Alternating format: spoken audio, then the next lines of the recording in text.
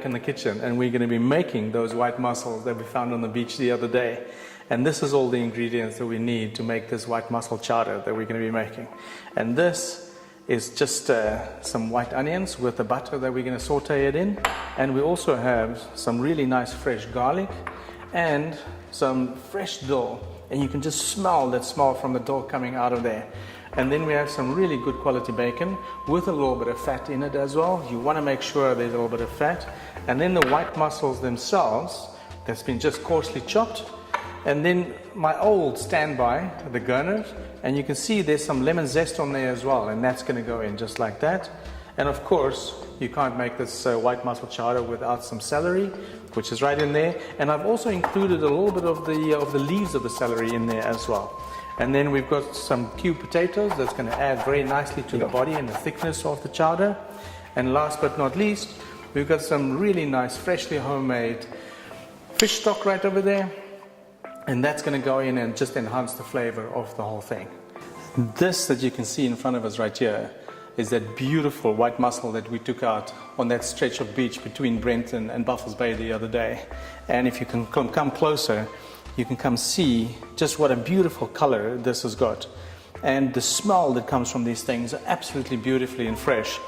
What I want to do is just chop them up very, very roughly, nice big chunks, but you definitely do not want to leave them whole like this. So you definitely want to get them smaller so the whole taste of these mussels can go into this whole chowder that we're going to make today. Once we've got the butter nice and popping like that, then we start with the onions, and we're just going to keep going at them until they're nice and translucent. We don't want to get them brown or anything like that. We just want to soften them up in the pan. Once the onions are nice and soft, then we go ahead and pop in the celery and also the bacon. And we give that a really nice stir.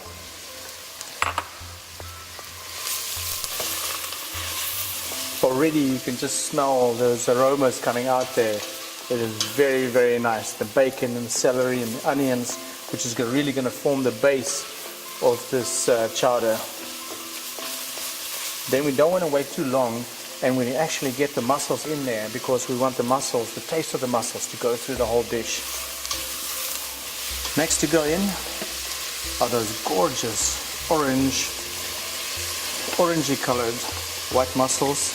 We put them in, and that is just going to take the taste of the mussels through the whole dish itself.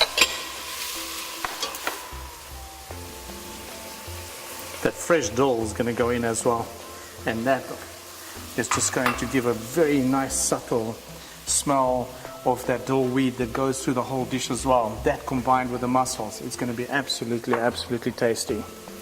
And then today, I don't mind it if this gurnard breaks down a little bit. That's why it's going in early as well.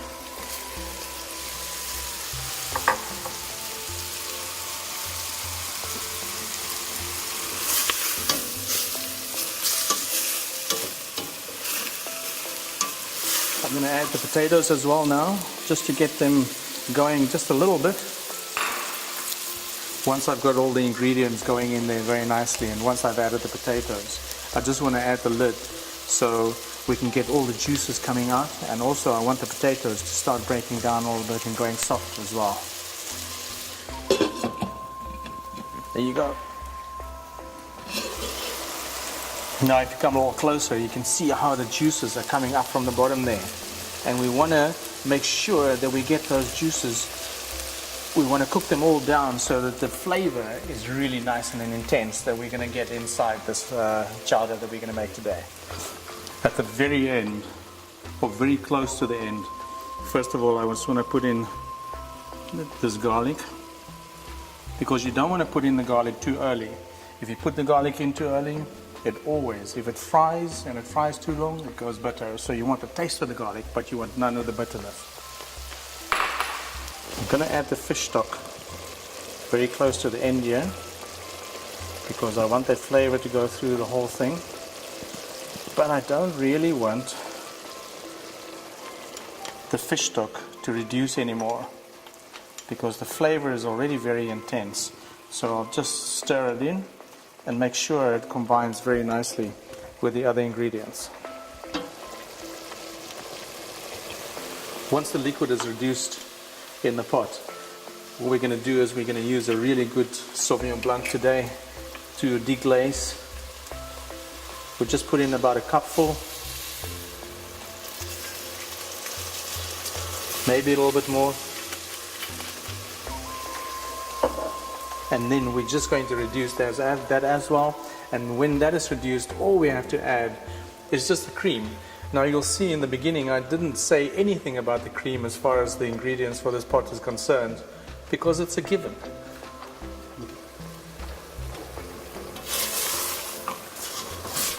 Just before we serve, we just want to season with a little bit of salt and a little bit of black pepper.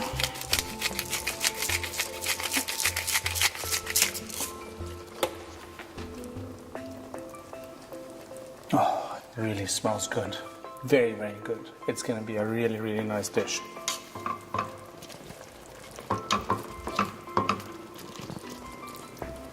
Go ahead. Okay.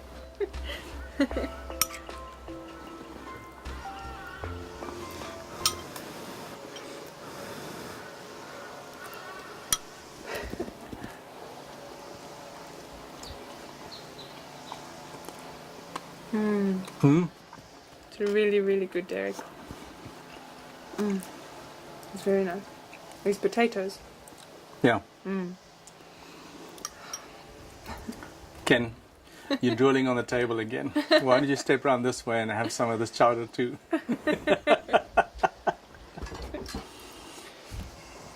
Yes, Derek, it's awesome.